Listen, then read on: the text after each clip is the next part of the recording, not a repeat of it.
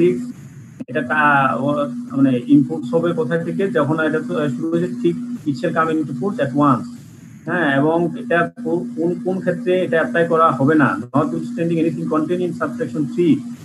Subsection 3 তে অন্য কোনো কিছু যদি উল্লেখ করা না থাকে বা কোনো কিছু না থাকে, these acts shall not apply to কোথায় কোথায় অ্যাপ্লাই হবে না, offices, government, security, printing press, ordinance factories, এইগুলা যতগুলো আছে সেগুলোতে এটা অ্যাপ্লাই করা হবে না। লেবার অ্যাক্ট তাদের জন্য এই যে অর্গানাইজেশন কথা বলা আছে, যেগুলো বলা আছে তাদের ক্ষেত্রে আলাদা আলাদা আবার রুলস থাকতে পারে।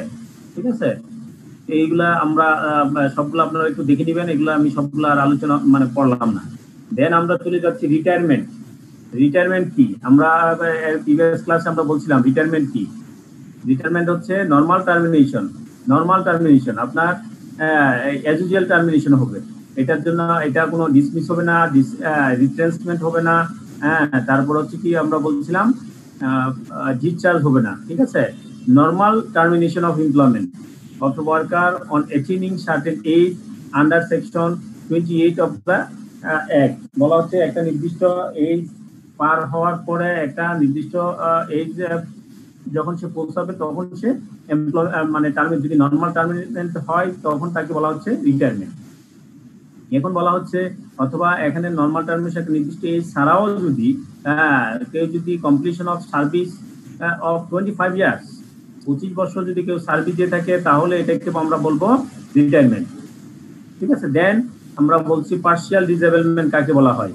পার্শিয়াল ডিসেবলমেন্ট বলতে টেম্পোরারি নেচার ডিসেবলমেন্ট, যে সে কি করতে পারে না, তার ওয়ার্কিং ক্যাপাসিটি কমে যাবে, ওয়ার্কিং ক্যাপাসিটি থাকবে না, সেটা মেন্টাল ডিসেবলমেন্ট হতে পারে আর ফিজিক্যাল ডিসেবলমেন্ট হতে পারে। ঠিক আছে, তারপর হচ্ছে ম্যানুফ্যাকচারিং প্রসেস বলতে আমরা কি বুঝি, এটা আমরা প্রিভিয়াস ক্লাসে আলোচনা করছিলাম। ম্যানুফ্যাকচারিং প্রসেস বলতে হচ্ছে making, altering, repairing, ornamenting, painting, washing, finishing, packing, এইগুলা বলা আছে। তারপর হচ্ছে পাম্পিং অয়েল, গ্যাস, ওয়াটার, তারপর স্টোরেজ, তড়িৎ, এগুলোর ক্ষেত্রে হবে generating, transforming, transmitting power and গ্যাসের ক্ষেত্রে তিনটেই হবে, জেনারেটিং হতে পারে, ট্রান্সফর্মিং হতে পারে, ট্রান্সমিটিং হতে পারে। আমি একটু দ্রুত যাচ্ছি কারণ এটা এই পয়েন্টগুলো আমরা আগে আলোচনা করছি এই জন্য। For constructing, reconstructing, repairing, refitting, finishing, breaking up ships of vessel, for printing by letterpress, lithography, photographer, হ্যাঁ, এইগুলা যেগুলা সবগুলো ম্যানুফ্যাকচারিং প্রসেসে থাকবে। ক্লিয়ার? আমরা যখন ম্যানুফ্যাকচারিং প্রসেস বলবো তখন ম্যানুফ্যাকচারিং প্রসেসে যদি কোনো রুলস অ্যাপ্লাই হয়, that means these rules will be applied all of the 5 categories of sector। হ্যাঁ, এখানে যে 5টা ক্যাটাগরি বলা আছে, 5টা ক্যাটাগরির ভিতরে আবার এক একটার ভিতরে অনেকগুলো পয়েন্ট বলা আছে। এই সবগুলোর ক্ষেত্রে বলা হবে ম্যানুফ্যাকচারিং প্রসেসে রুলস উইল বি অ্যাপ্লিকেবল। দেন আমরা বলছি আওয়ার্স অফ ওয়ার্ক। আমরা কাজের ঘন্টা, কর্মঘন্টাকে কিভাবে বলবো? কর্মঘন্টা হচ্ছে সে একজন ওয়ার্কার যদি যতক্ষণ সে সময় দেয়, যতক্ষণ সে কাজের সময় দেয়, এমপ্লয়েড থাকে, আর at the disposal of the employer excluding any interval allowed for rest and mill.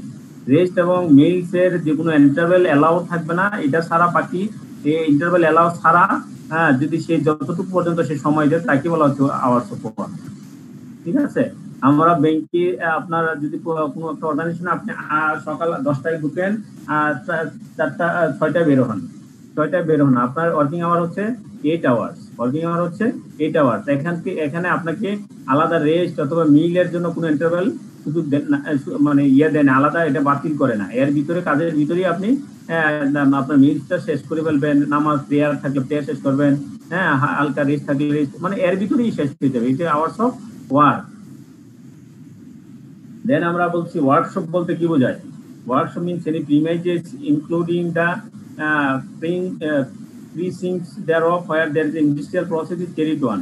Industrial process যেখানে ক্যারিড অন হয় তাকে বলা হচ্ছে এই প্রিমিজ, যেখানে এটা মানে ইন্ডাস্ট্রিয়াল প্রসেস তৈরি কাজ হয় সেটাকে বলা হচ্ছে ওয়ার্কশপ। হ্যাঁ, আমরা নর্মালি ওয়ার্কশপ বলতে বুঝি শুধুমাত্র গাড়ির যে ওয়ার্কশপ সেটাকে ওয়ার্কশপ, আসলে ওয়ার্কশপ হচ্ছে ইন্ডাস্ট্রিয়াল প্রসেসটা যেখানে হয় সেটাই ওয়ার্কশপ। ঠিক আছে, ফ্যাক্টরি বলতে কি বুঝি? ফ্যাক্টরি বলতে যেখানে 5 or more workers ordinary work, 5 এবং 5-এর বেশি যদি কোনো ওয়ার্কার কাজ করে একটা প্রিমাইজে তখন তাকে বলা হবে ফ্যাক্টরি। এবং সেটা কি হবে, সেটা ম্যানুফ্যাকচারিং প্রসেস হবে, সেখানে ম্যানুফ্যাকচারিং প্রসেসের কাজগুলা করা হবে, সেই ক্ষেত্রে তাকে বলা হবে ফ্যাক্টরি। দেন অ্যাডাল্ট স্কিন বলতে কি বুঝি, যদি 14 বছর তার কমপ্লিট করে তাকে অ্যাডাল্ট স্কিন বলে, কিন্তু 18 বছর হয় নাই, হ্যাঁ 14 এবং 14 বেশি কিন্তু 18 কম, তখন বলা হবে অ্যাডাল্ট স্কিন। গ্র্যাচুইটি বলতে কি বুঝি, গ্র্যাচুইটি বলতে আমরা গত ক্লাসে এগুলো সবগুলো ডেফিনিশন আমরা বলছিলাম। গ্র্যাচুইটি বলতে আমরা হচ্ছে পেয়েবল টার্মিনেশন অফ এমপ্লয়মেন্ট যখন টার্মিনেশন হবে তখন তাকে যেটা বেনিফিটটা দেওয়া হবে, হ্যাঁ সেটাকে বলা হচ্ছে গ্র্যাচুইটি। এবং এখানে বলা আছে equivalent to not less than 30 days wages for every completed year, এবং সেটা প্রতি বছর কমপ্লিট, এক বছর কমপ্লিটের জন্য তাকে 30 দিনের চেয়ে বেতনের চেয়ে কম দেওয়া হবে না, তাকে বলা হচ্ছে gratuity. It shall be in addition to any payment of compensation or payment in lieu of notice due to termination of service of a worker on different grounds. Retrenchment বলতে কি বোঝায়? Retrenchment means the termination by the employer of service of workers not through as a measure of punishment but on the ground of redundancy. Redundancy ground এ যদি তাকে কোনো worker termination করা হয়, not a measure of punishment, তাকে punishment হিসেবে measure করা হয় না, সেটাকে বলা রিট্রেন্চমেন্ট। পাবলিক ইউটিলিটি সার্ভিস বলতে কি বুঝি? পাবলিক ইউটিলিটি সার্ভিস বলতে আমরা যেটাকে বুঝি, এখানে এই যে টোটাল হচ্ছে আপনার 10টা হেডের আন্ডার, 10টা হেডের আন্ডারে 10টার ভিতরে আবার অনেকগুলো পয়েন্ট দেওয়া আছে, এই সবগুলোকে বলা হচ্ছে পাবলিক ইউটিলিটি সার্ভিস। হ্যাঁ, আপনার generation gas, production supply gas, তারপর হচ্ছে hospital, ambulance, fire fighting service, postal, telegraph, telephone, railway, airway, তারপর পোর্ট, তারপর হচ্ছে watch and ward staff, security services maintain in establishment, oxygen acetylene and banking, এই যে banking service সেটাও utility, public utility সার্ভিসের ভিতরে পড়বে। Then trade union, trade union means হচ্ছে trade union of workers or employer formed and registered under the chapter.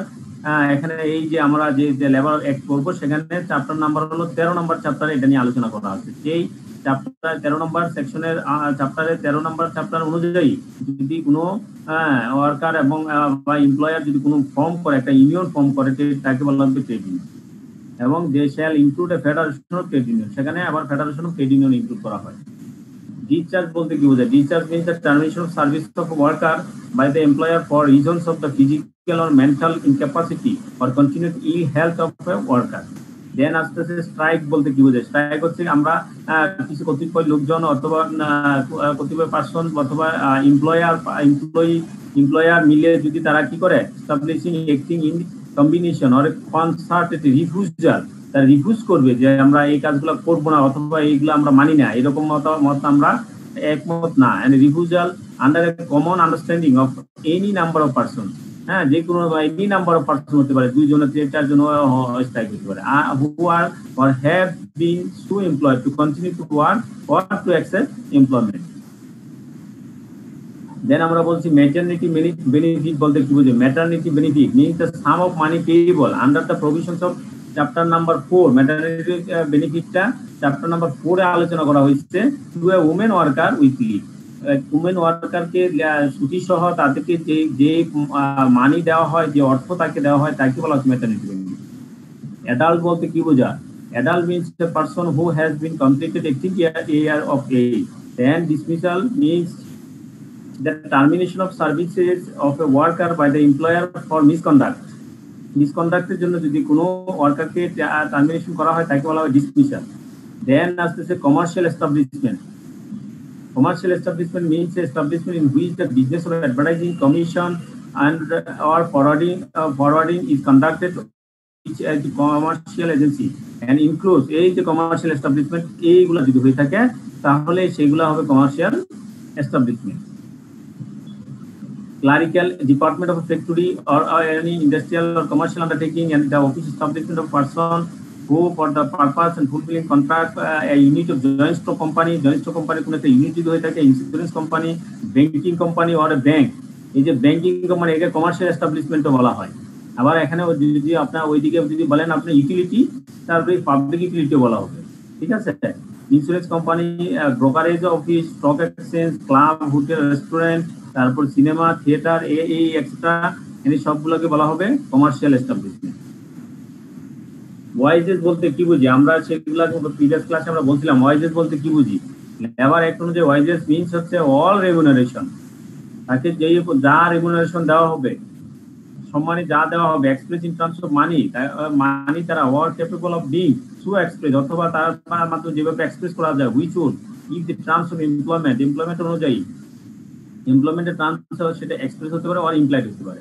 War fulfil be payable to the worker in respect of his employment or of work done in such employment, and includes any other additional remuneration of the nature aforesaid which would be so payable but does not include।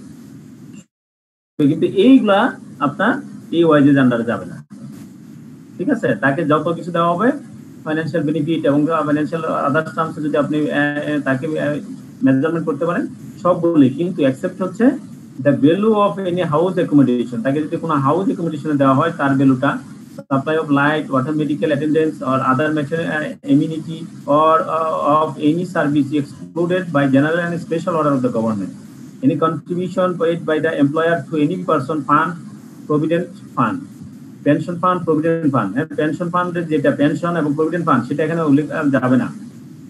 Travelling allowance on the value of any travelling concession, any sum paid to the worker, the paid special expenses entitled on him by the nature of his employment, ঠিক আছে। এই যে জিনিসগুলো এগুলা আপনার wages আন্ডারে যাবে না।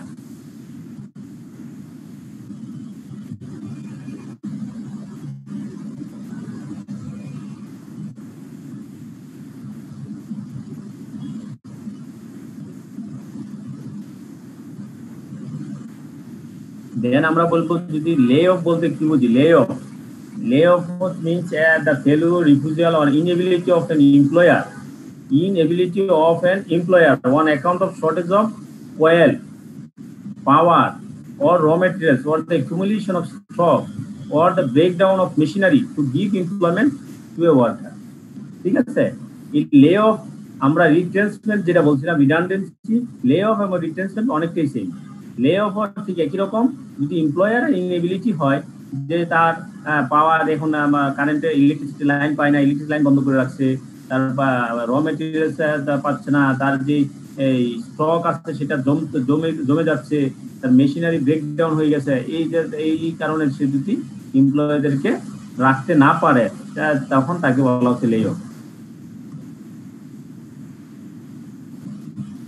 ইন্ডাস্ট্রিয়াল এস্টাবলিশমেন্ট, একটু কমার্শিয়াল এস্টাবলিশমেন্ট ওপর বলছি আমরা বলছি। তারপর industrial establishment mean any workshop or other establishment in which the articles are produced, adapted and manufactured, or where the work of making, altering, repairing, ornamenting, ওই আগে যেগুলো বলছিলাম taking, other treating any article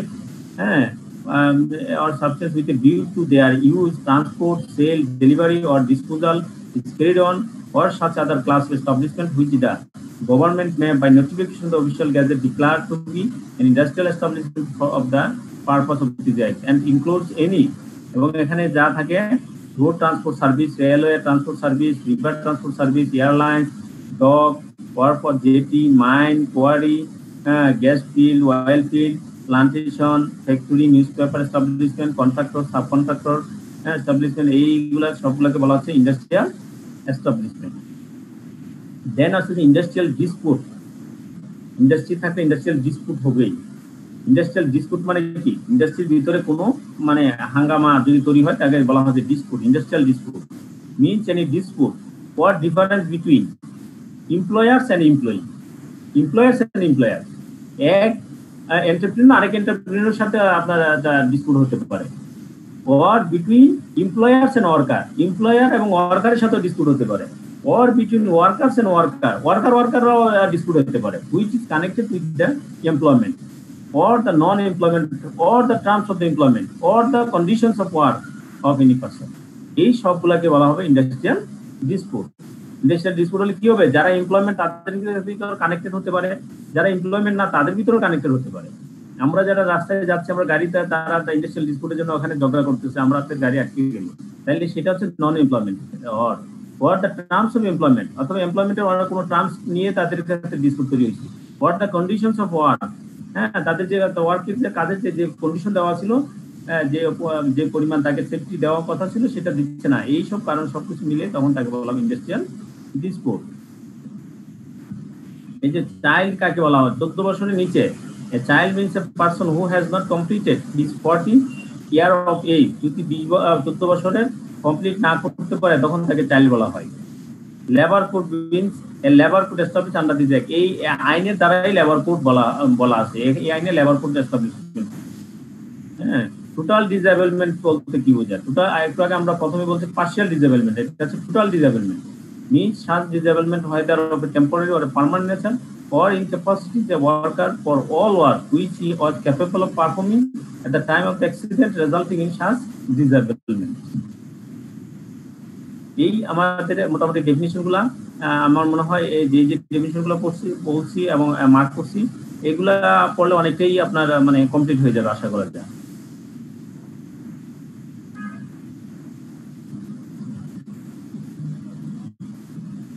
হ্যাঁ, আপনারা যারা পরে আছেন তাদেরকেও অনেক ধন্যবাদ, এবং আমি প্রথমে কিন্তু ক্ষমা চেয়ে নিচ্ছি গতকালকের জন্য, ঠিক আছে? এখন আপনাদের এই আমরা ডেফিনিশনগুলো পড়লাম, এই ডেফিনিশনগুলো থেকে আপনাদের কারো কোনো কোশ্চেন এবং বোঝার এবং পারস্পরিক একটু আলোচনা করে নিতে পারেন। তবে আপনার যিনি কথা বলবেন উনি শুধু আনমিউট করবেন, অন্যরা মিউট করে রাখবেন, তাহলে সুবিধা হবে।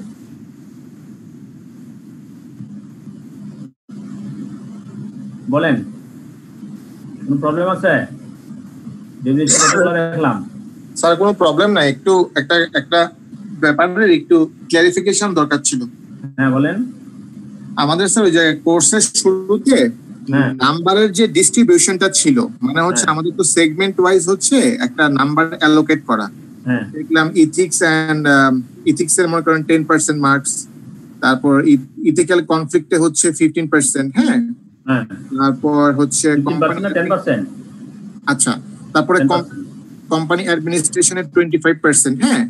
তো আমরা যখন এক্সাম দিব, এক্সামে যখন বসবো, এই মার্কের ওয়েটটা কি স্যার আপনি ফার্স্টে যখন যেভাবে দিয়েছিলেন এভাবেই কি থাকবে? এই সেম এই ওয়েটেই থাকবে আশা করা যায়।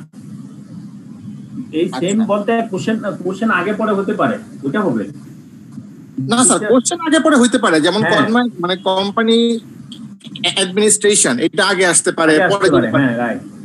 আমি ওয়েটেজ অনুযায়ী কোশ্চেন করার কথা এবং এইভাবে কোশ্চেন করবে। ওকে, তার মানে হচ্ছে যে ওয়েটটা দেওয়া আছে ওই ওয়েট অনুযায়ী কোশ্চেনটা হওয়ার হবে। আচ্ছা, ঠিক আছে স্যার, থ্যাংক ইউ। আপনাদের আর কি কোশ্চেন আছে? আমি এখন কোশ্চেন করি, একটা করে আবার আগাই। তো রিটায়ারমেন্ট বলতে আমরা কি বলছি? গতকালকে অবশ্য আলোচনা করছি, রিটায়ারমেন্ট বলতে কি বলছি? স্যার রিটায়ারমেন্ট মিন্স হচ্ছে মানে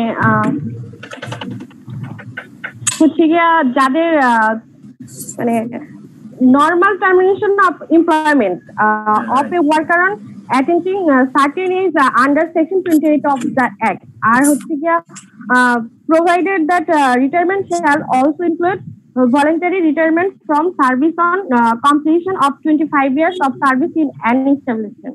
Okay, thank you. এমনি আমরা বলছি যে রিটায়ারমেন্ট বলতে হচ্ছে নরমাল টার্মিনেশন একটা সার্টেন এজ যখন কমপ্লিট হবে, নরমাল টার্মিনেশন হলে তখন তাকে রিটায়ারমেন্ট বলা হবে, ঠিক আছে? এবং সেখানে আরো বলা আছে, ইন এডিশন কথা বলা আছে, যদি সে 25 বছর সার্ভিস কমপ্লিট করে তখনও তাকে বলা হচ্ছে নরমাল রিটায়ারমেন্ট বলা যায়। যদি স্বইচ্ছায় অবসরপ্রাপ্ত হতে চায় তাহলে 25 বছর আপনি সার্ভিস করে, যেটা আপনি অনেকে 30 বছরের সার্ভিস করে, সে রিটায়ারমেন্টে যায় না, ভলান্টারি রিটায়ারমেন্ট, ঠিক আছে? দেন আমরা বলছি পার্শিয়াল ডিসেবলমেন্ট বলতে কি বুঝছি? আরেকজন বলেন। পার্শিয়াল ডিসেবলমেন্ট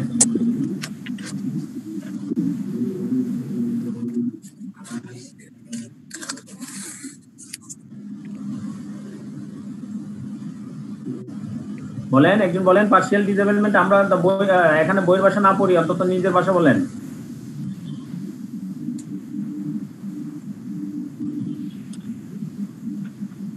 যখন একজন মানুষ পার্শিয়ালি মেন্টালি অর ফিজিক্যালি কোনো কাজ করতে ডিসেবল হয়, বলা হচ্ছে টেম্পোরারি নেচার। হ্যাঁ, ডিসেবলমেন্ট অফ টেম্পোরারি নেচার, ঠিক আছে?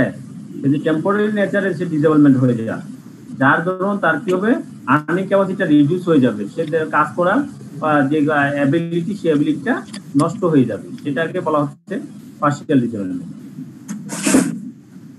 Thank you. দেন হচ্ছে ম্যানুফ্যাকচারিং প্রসেস বলতে কি বুঝি আমরা?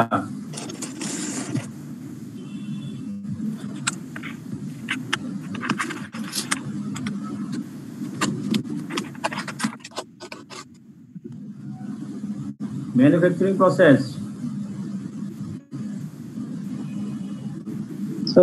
স্যার এটা হলো একটা পণ্য প্রস্তুতের জন্য একদম র ম্যাটেরিয়ালস, মানে র ম্যাটেরিয়ালস কালেক্ট থেকে শুরু করে যে প্রসেসটা আরম্ভ করা হয় সেটা আর কি। এখানে কিছু কয়েকটা নাম দেওয়া আছে, কয়েক নামগুলো বলেন, 4-5টা নাম বলেন। Packing, altering, sir repairing, collecting material process থাকবে।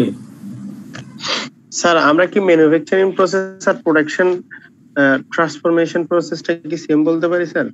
হ্যাঁ, ট্রান্সফরমেশনও তো আছে এখানে সবগুলো বলবেন, এই ট্রান্সফরমেশন আছে, এই যে generating, transforming, transmitting power and gas. ঠিক আছে, তাহলে স্যার এভাবে বলা যায় না স্যার সংজ্ঞাটা?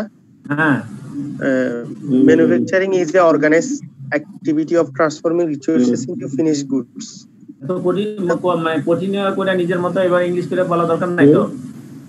ম্যানুফ্যাকচারিং প্রসেস হচ্ছে ফর মেকিং, আপনি সহজ কথা এখানে লিখে দিচ্ছে, ম্যানুফ্যাকচারিং উপরে লিখছে। ঠিক আছে, কি কি করার জন্য? For making, altering, repairing, ornamenting, painting, washing, finishing, যা যা নাম আপনি মনে থাকে। ঠিক আছে, অথবা পাম্পিং, অয়েল, গ্যাস, ওয়্যারেজ, এগুলো বলবেন। Generating, transforming, transmitting, construction, reconstruction, repairing, preheating, finishing, এইভাবে বলে দিবেন একেবারে। কোনো ডেফিনেশন দেওয়ার দরকার নেই। না, আপনি ওইভাবে ডেফিনেশন দিবেন না, নিজ থেকে বানানোর ডেফিনেশন দরকার নাই তো, দিতে গেলে আপনি সময় পাবেন না। এই 5টা লাইন যদি আপনি হুবহু তুলে দিতে পারেন, তাহলে তো আপনি মনে করেন যে 100% মার্ক।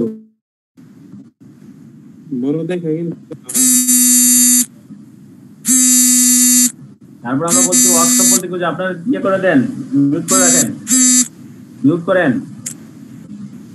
ওয়ার্কশপ বলতে কি বুঝি আমরা? ওয়ার্কশপটা হচ্ছে যেখানে সকল প্রকার ইন্ডাস্ট্রিয়াল প্রসেস গুলো ক্যারিড অন করা হবে, মানে ইন্ডাস্ট্রিয়াল কাজগুলো করা হবে, সেগুলো হচ্ছে ওয়ার্কশপ। ঠিক আছে, অর্থাৎ ওয়ার্কশপ হচ্ছে যেখানে ইন্ডাস্ট্রিয়ালের যে কাজগুলো বলছি আমরা, ইন্ডাস্ট্রিয়াল পরবর্তীতে আমাদের ডেফিনিশন আমরা দেখবো। ঠিক আছে, ইন্ডাস্ট্রিয়াল প্রসেসে কি কি থাকে, এই ইন্ডাস্ট্রিয়াল এই প্রসেসে যেখানে করা হয় সেটাই হচ্ছে ওয়ার্কশপ।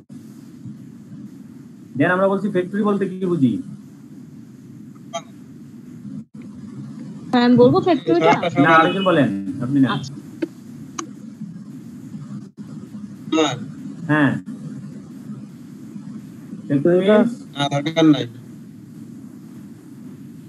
স্যার এটা হচ্ছে মানে যেখানে স্যার কমপক্ষে 5 জন, মানে বছরের যে কোনো দিন কমপক্ষে 5 জন বলবেন, 5 জন অথবা বেশি, 5 or more, এই কথাটা লিখবেন। 5 জন অথবা বেশি স্যার, 5 or more than 5। হ্যাঁ, ইয়েস স্যার। আচ্ছা, thank you. Work on any day of the year. মেরা কয়টা সময় বাইরে আমি জানি না। 5 or more ওয়ার্কার্স যেখানে কাজ করে সেটাকে বলা হচ্ছে ফ্যাক্টরি। হ্যাঁ, সাধারণত। এবং সেখানে কি করা হবে? ম্যানুফ্যাকচারিং প্রসেসের কাজগুলো ক্যারি অন করা হবে, এবং সেখানে কাজ হবে ম্যানুফ্যাকচারিং প্রসেস। ম্যানুফ্যাকচারিং এই প্রসেসের এই যে 5টা পয়েন্ট, এই 5টা পয়েন্টের এইগুলো করতে কাজ যদি আপনার 5 জন ওয়ার্কার অথবা তার বেশি ওয়ার্কার কাজ করে এই 5টা প্রসেসের ভিতরে যা যা আছে, তাহলে সেখানে বলা হবে, এটাকে বলা হবে ফ্যাক্টরি। এটাকে বলা হবে ফ্যাক্টরি। এবং এখানে বলা হচ্ছে এই ইয়েতে এই মাইন্ড ছাড়া, নট ইনক্লুডেড মাইন্ড ছাড়া। অ্যাডাল্ট স্কিন বলতে আমরা কি বুঝি? আলোচনা হচ্ছে, আপনারা কি নিয়মিত ক্লাসে অনেকেই থাকেন না, কথা বলেন না। স্যার অ্যাডাল্ট হচ্ছে কি আপনার 14 ইয়ার্স হয়ে গেছে কমপ্লিটেড, বাট হচ্ছে 18 ইয়ার্স কমপ্লিট হয়নি, বাট নট কমপ্লিটেড 18 ইয়ার্স। ঠিক আছে, আমরা এই কথাটা লিখতে হবে। শুধু 14 ইয়ার্স কমপ্লিট হলেই যদি অ্যাডাল্ট স্কিন লিখে দেন তাহলে হবে না। আপনার একজন 21 বছর হয়ে গেছে, তাহলে তো তারও তো 14 ইয়ার্স কমপ্লিট, তাহলে আমরা লিখতে হবে completed is 14 years but not completed 18 years. Completed 18 years. Okay, thank you. মানে স্যার 14 বছরের উপরে বাট 18 বছরের নিচে এরকম। নিচে, হ্যাঁ, রাইট। Thank you sir.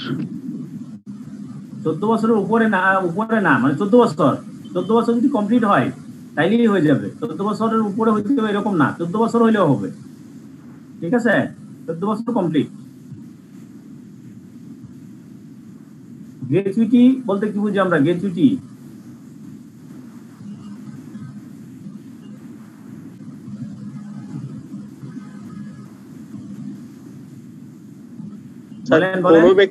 কোন ব্যক্তি যদি চাকরি 25 বছর ন্যূনতম 25 বছর চাকরি করে যেটা পায়, না 25 বছরের গ্র্যাচুইটি ক্ষেত্রে কোনো বছরের পার নাই। কখনো 5 বছর 7 বছর, হ্যাঁ 10 বছর, এটা লেভেল অনুযায়ী ওই পার্টটাও এখানে নাই, লেভেল অনুযায়ী ওই পার্টটাও নাই। ঠিক আছে জি স্যার, আপনি 6 মাসে পার হলেই আপনি ওইটার এক্সেস অফ 6 মান্থ হলেই আপনি গ্র্যাচুইটি পাবেন, এটা বলা আছে এটা। ঠিক আছে, এবং সেটা কিভাবে পাবেন? For every completed year of service, প্রতি 1 বছর একটা সার্ভিস ইয়ার শেষ করলে তার বিনিময়ে থাকবে not less than 30 days wages, 30 দিনের চেয়ে কম বেতন দেওয়া যাবে না। ঠিক আছে, সেটা 30 দিনের কম হবে না, 30 দিনের বেশি হতে পারে। নরমালি আমাদের দেশে যে প্র্যাকটিস আছে তা হচ্ছে 60 ডেজের স্যালারি দেওয়া হয় প্রতি কমপ্লিট ইয়ারে। ঠিক আছে, সব অর্গানাইজেশন না, মানে ভালো ভালো অর্গানাইজেশন যেগুলো। Clear sir. গ্র্যাচুইটি ক্ষেত্রে আপনার 25 ইয়ার্স অথবা আপনার হচ্ছে আপনার 7 ইয়ার্স কমপ্লিট হতে হবে এরকম কিছু নাই। দেন আমরা বলবো রিট্রেন্সমেন্ট বলতে কি বুঝি বলেন?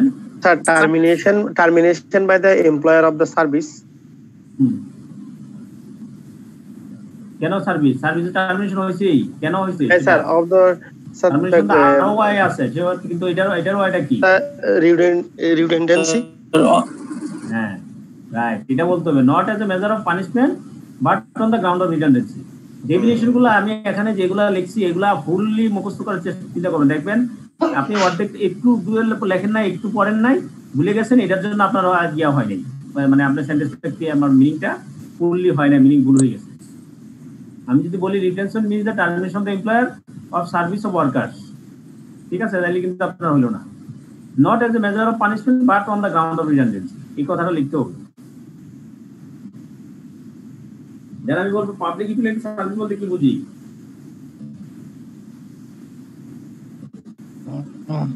স্যার বাংলাদেশ লেবার অ্যাক্ট এটা স্যার কোন হেডের আন্ডারে, মানে এই টপিকটা? Law of employment. আপনার লেবার কখন লাগবে? এমপ্লয়মেন্টের তো লেবার লাগবে, এমপ্লয়মেন্টে লাগবে। জি স্যার। আর ল অফ এমপ্লয়মেন্টে আমাদের ডিস্ট্রিবিউশন হচ্ছে 10%।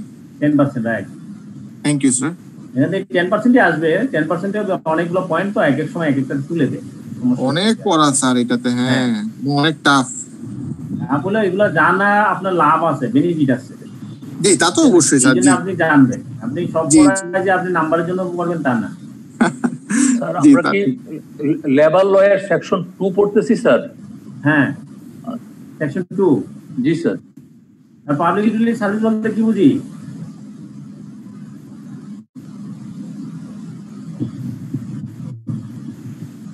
Public utility service means the generation, production, manufacture, or supply of electricity, hospitals and ambulance service, fire fighting service, postal, telegraph or telephone service. আপনি আপনার চোখের সামনে আপনি চিন্তা করেন যা যা দেখেন আর কি, এগুলা থেকে কোনগুলো সার্ভিসে পড়ে, কোনগুলো গুডস না। যেমন ইলেকট্রিসিটি, এটা কোনো গুডস না, এটা সার্ভিস। গ্যাস, অয়েল, ওয়াটার, হ্যাঁ এগুলো হচ্ছে কি সার্ভিস, এগুলো পাবলিকের জন্য। তারপর হচ্ছে আপনার যেমন বলা হচ্ছে অ্যাম্বুলেন্স, ফায়ার ফাইটিং, পোস্টাল, এই যে postal, telegraph, telephone, railway, airway, road, river, port, এগুলো আসলে দেখা যায় না। ঠিক আছে, এগুলো থেকে আপনি সার্ভিস নিতে হয়। এই যে যতগুলো সার্ভিস আছে সবগুলোকে, এবং এগুলা সব পাবলিকই এখানে ইউজ করে নরমালি আর কি, ইন জেনারেল পাবলিক ইউজ করে, তখন তাকে বলা হচ্ছে পাবলিক ইউটিলিটি। আর একটা কোশ্চেন আছে, যেমন আমরা ইন্ডাস্ট্রিয়াল এস্টাবলিশমেন্টের মধ্যেও কিন্তু রোড ট্রান্সপোর্ট সার্ভিসটা দেখেছি, তারপরে যে রিভার ট্রান্সপোর্ট সার্ভিসটা দেখেছি স্যার, তাহলে এগুলো কি পাবলিক ইউটিলিটি সার্ভিসের মধ্যেও পড়বে? অবশ্যই পড়বে। আপনার ওটা তো ইন্ডাস্ট্রি, আপনি পাবলিকের ব্যবহারের জন্য সার্ভিস, কিন্তু সেটা আবার ইন্ডাস্ট্রি আছে। ইন্ডাস্ট্রির ক্ষেত্রে কয়েক প্রকার ইন্ডাস্ট্রি আছে, ঠিক আছে? সার্ভিস একটা ইন্ডাস্ট্রি। জি জি স্যার। হ্যাঁ, আমরা যারা আসলে যারা আমি এই ক্ষেত্রে আমি খুব ভালো জানি, কারণ হলো আমার কাছে আপনার মানে আপনার বাংলাদেশের টোটাল ইন্ডাস্ট্রিকে কি ভাবে ভাগ করতে হয়, আবার প্রতিটা ইন্ডাস্ট্রির ভিতরে কত জাতের ইন্ডাস্ট্রি আছে সব মানে আমার ব্যক্তিগত আমি রিপোর্ট করি, আমি এগুলো জানি আর কি। পাবলিক ইউটিলিটি সার্ভিস তো ওইটার একটা অংশ বলা যায়। অংশ ওইটা পাবলিক সার্ভিস, কত সার্ভিস আছে, কিন্তু সেটা হচ্ছে public utility service one part of total service.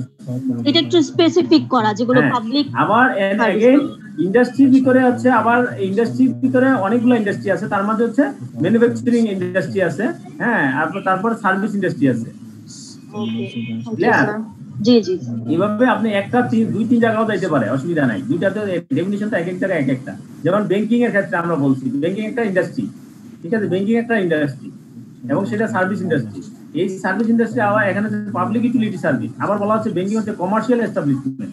এখানে আপনার কি আছে, আপনার তো লাভ লসের ব্যাপারও আছে এখানে, এই জন্য এটা কমার্শিয়াল এস্টাবলিশমেন্ট। কমার্শিয়াল মানে কি, যেখানে মানি ট্রানজাকশন হয় সেটাকে বলা হচ্ছে কমার্শিয়াল ট্রানজাকশন এস্টাবলিশমেন্ট, ঠিক আছে? একটা কয়েক জায়গায় যাবে।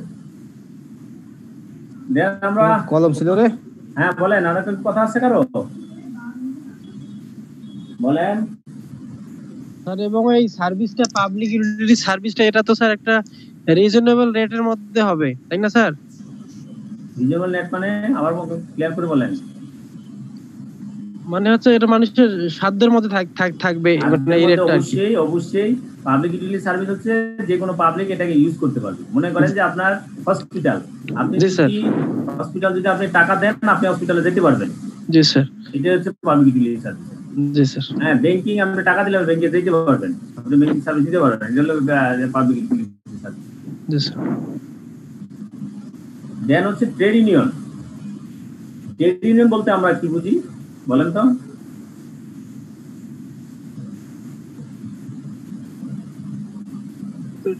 শ্রমিকদের বা কর্মচারীদের স্বার্থ রক্ষার জন্য একটা সংস্থা। হ্যাঁ, স্বার্থ রক্ষার জন্য একটা সংস্থা, রাইট। এবং সেটা রেজিস্টার্ড হবে, এই যে রেজিস্টার্ডের নিয়ম টিয়ম ওখানে দেওয়া আছে। সেটা হচ্ছে 13 নম্বর চ্যাপ্টারে আমরা দেখি। দেন হচ্ছে ডিসচার্জ বলতে আমরা কি বুঝি?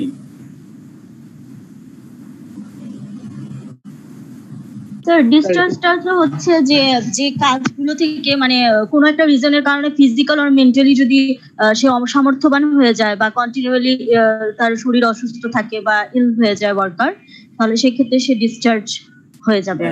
এখানে দেখেন দুইটা জিনিস, একটা হচ্ছে ডিসচার্জ আর একটা রিট্রেন্সমেন্ট। দুইটার মেইন পার্থক্য কি বলেন তো? ডিসচার্জ এবং রিট্রেন্সমেন্টের ক্ষেত্রে একটা তো আলটিমেটলি মানে কোম্পানির ক্ষমতা সে হচ্ছে তার শ্রমিকদের রাখতে পারতেছে না, আরেকটাতে স্যার হচ্ছে আলটিমেটলি শ্রমিকের অক্ষমতা, সে হচ্ছে কাজ করতে পারছে। রাইট, আমি এই আনসারটা চাচ্ছিলাম, থ্যাংক ইউ। এখানে মেইন পার্থক্য হচ্ছে দুইটা, একটা হচ্ছে এমপ্লয়ি অক্ষমতা, আরেকটা হচ্ছে এমপ্লয়ারের অক্ষমতা। এমপ্লয়ারের যেটা অক্ষমতা সেটা হচ্ছে রিট্রেন্সমেন্ট, এমপ্লয়ি যেটা অক্ষমতা সেটা হচ্ছে ডিসচার্জ। ক্লিয়ার? জি স্যার। মেইন পার্থক্য এটা লিখবেন যদি কোনো কারণে পার্থক্য আসে। স্ট্রাইক বলতে আমরা কি বলছি?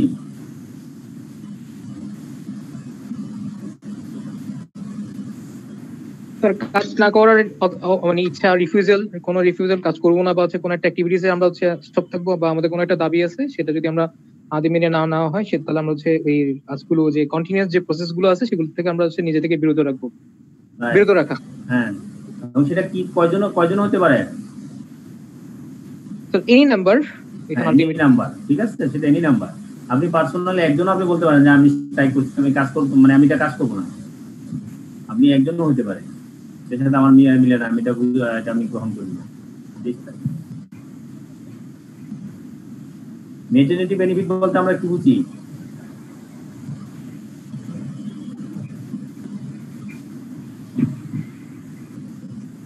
এটা স্যার যে ম্যাটারনিটি লিভ যেটা আর কি, মানে যেটা হচ্ছে স্যার একটা মানে বেনিফিট, ম্যাটারনিটি বেনিফিট।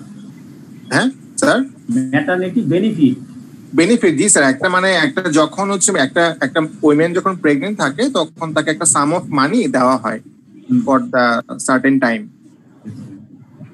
লিভ সহ যে মানি দেওয়া হয় যে human worker with leave sir, যখন তখন যে সাম অফ মানি পেয়েবল মানে করে তখন ওইটা কি বোঝায় যখন কোনো হিউম্যান ওয়ার্কার লিভ নেয়।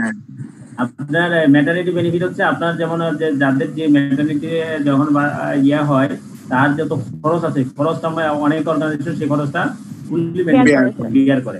অনেক ক্ষেত্রে আবার এটা একটা লিমিটেশন আছে 60,000, 40,000, 50,000, 20,000, মানে যে যে অর্গানাইজেশন বেসড অর্গানাইজেশন বেসড। এই যে জিনিসটা মানি সাম অফ মানি পেয়েবল, যেটা মানি পেয়েবল করা হয় সেটাকে বলা হচ্ছে একটা ওমেনকে ওয়ার্কার উইকলি তাকে ছুটিও দেওয়া হবে এবং সেটাকে মানিও পেয়েবল করা হবে, সেটা ম্যাটারনিটি। অ্যাডাল্ট বলতে কি আমরা কি বুঝি? সবাই অ্যাডাল্ট স্যার, আমরা সবাই যারা 18 এন্ড অ্যাবাভ সবাইকে অ্যাডাল্ট তো হইছে, ইন্টারমিডিয়েট পাসের পরে অ্যাডাল্ট হয়ে যায়, তাই না? তাহলে স্টুডেন্ট যারা সবাই অ্যাডাল্ট। জি। ডিসমিসাল মিন্স কি? ডিসমিসাল বলতে আমরা কি বুঝি? হ্যাঁ, ডিসমিসালের কারণে যদি কোনো একটা ওয়ার্কারকে হচ্ছে এমপ্লয়ি তাকে ছাঁটাই করে তাকে হচ্ছে আলটিমেটলি ডিসমিসাল বলা হয় আর কি। হ্যাঁ, ডিসমিসাল হচ্ছে সবচেয়ে খারাপ, এবং সেটা হচ্ছে কিসের জন্য? মিসকন্ডাক্টের জন্য। এমপ্লয়ার তাকে ওয়ার্কারকে ছাঁটাই করবে কিসের জন্য? ওয়ার্কারের মিসকন্ডাক্টের জন্য। মিসকন্ডাক্ট গুলা কি কি আমরা আগে মানে পরে পড়বো, আমরা আগেও কিন্তু আমরা ইয়েতে দেখেছি, আমার পাওয়ার পয়েন্ট আমরা এগুলো দেখছি। কমার্শিয়াল এস্টাবলিশমেন্ট বলতে আমরা কি বুঝছি?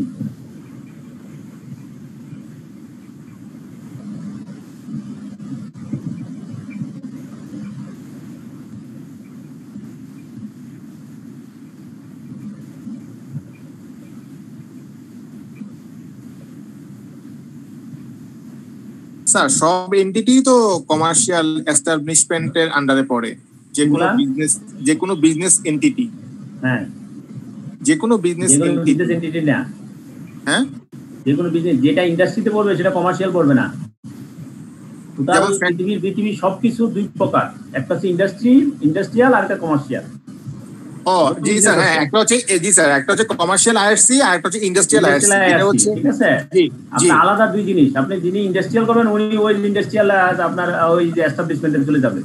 ইন্ডাস্ট্রিয়াল এস্টাবলিশমেন্টে কি কি এগুলো থাকবে। দেন আরেকটা পার্ট হচ্ছে commercial establishment. Sir commercial establishment আর একটা হচ্ছে ইন্ডাস্ট্রিয়াল এস্টাবলিশমেন্ট। ওকে, বুঝতে পারছি। ওই আইআরসি যদি একটু সংজ্ঞা নিয়ে আসছেন, আইআরসি ঠিক একই রকম। ইন্ডাস্ট্রিয়াল আইআরসির মাধ্যমে ইন্ডাস্ট্রিয়াল কাজগুলো করতে পারবেন, আপনি রিয়ারমেন্টস ইনপুট করতে পারবেন। আর কমার্শিয়াল আইআরসির মাধ্যমে আপনি কমার্শিয়াল ভাবেই করতে পারবেন। ইন্ডাস্ট্রিয়ালের ক্ষেত্রে যে যে বেনিফিটগুলো পাওয়া যায় গভর্নমেন্ট যেগুলো আপনাকে ছাড় দিচ্ছে, ডিউটি আপনাকে মকুব দিচ্ছে, সেগুলো কমার্শিয়ালকে দিবে না। কমার্শিয়ালের ক্ষেত্রে আপনি দেখবেন যে ওই যে রেটগুলো যেটা আছে, ট্যারিফের যে বইটা দেওয়া আছে, এখানে এক এক রেট। কমার্শিয়ালের ক্ষেত্রে এক রেট, ইন্ডাস্ট্রিয়াল ক্ষেত্রে আরেক রেট। জি স্যার, একটা জিনিস দেখা যায় কি, আমি যেটা দেখতেছি বা দেখা যাচ্ছে আজকে থেকে, সেটা হচ্ছে ইন্ডাস্ট্রিয়াল আইআরসি যেটা বা ইন্ডাস্ট্রিয়াল এস্টাবলিশমেন্ট, সেটা হচ্ছে স্যার যারা কিনা অ্যাকচুয়ালি ম্যানুফ্যাকচারিং এ ইনভলভ। এটা কি স্যার ঠিক আছে যে ম্যানুফ্যাকচারিং হইলেই সেটা কি ইন্ডাস্ট্রিয়াল?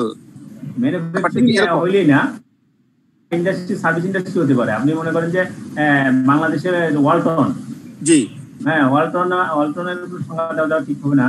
আপনি মনে করেন কোন একটা ইন্টারনেট কোন একটা বাংলাদেশ কোন একটা বিজনেসম্যান, যেমন স্যার লিংকট্রি, সে যদি কোনো কিছু আপনি আনে, সে তো ইন্ডাস্ট্রিয়াল আইসির মাধ্যমে আনবে, সেটা সার্ভিস ইন্ডাস্ট্রি। ঠিক আছে, আচ্ছা জি, এরকম আর কি। আপনি শুধু ম্যানুফ্যাকচারিং হতে হবে সেরকম না। আচ্ছা আচ্ছা স্যার, এই যে এই ব্যাপারগুলো স্যার, এই জিনিসগুলো কোথায় পাওয়া যায় স্যার? কোনো আইডিয়া আছে যে কোনটা ইন্ডাস্ট্রিয়াল আন্ডারে? বাংলাদেশ ব্যাংকের ইয়া পাবেন, বাংলাদেশ ব্যাংকের আপনার sector code sector code, SBS1 SBS2, ঠিক আছে, ওখানে এগুলা দেওয়া আছে। এবং ওই অনুযায়ী এমআইএস থেকে শুরু করে আমাদের ম্যানেজমেন্ট থেকে শুরু করে সব জায়গায় এরকম করে আবার আলাদা আলাদা ভাগ করে দিতে হয়। আপনার প্রতি বছরের শুরুতে আপনার টার্গেট সেট করতে হয়, লিমিট সেট করতে হয়, কোন কোন সেক্টরের জন্য কত কি আমি ইনভেস্ট করবো বা কত ইয়া হবে, আবার সেটা এগেইনস্টে আমার বর্তমানে কত হয়েছে সেটা আমাদের সাবমিট করতে হয়, এবং সেটা ওখান থেকে পাবেন SBS1 SBS2 থেকে। ওকে স্যার, সেক্টর কোডটা জি বুঝতে পেরেছি। হ্যাঁ স্যার, সিআইবি রিপোর্টিং এর লাগে। হ্যাঁ, সিআইবি রিপোর্টিং এর পরে আপনি সেক্টর কোড অনুযায়ী। জি স্যার, জি, থ্যাংক ইউ। তাহলে আমাদের কি হলো এখানে? কমার্শিয়াল এস্টাবলিশমেন্ট আমরা কি পেলাম বলেন, একজন বলেন।